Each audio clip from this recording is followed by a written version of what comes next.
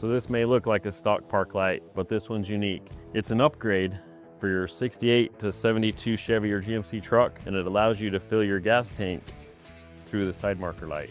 This is our gas filler kit. It's to replace the side marker light, and this is our hinge mechanism. This does weld into the bedside, so welding is required with this kit. This is the side marker light bracket. It bolts onto the hinge mechanism.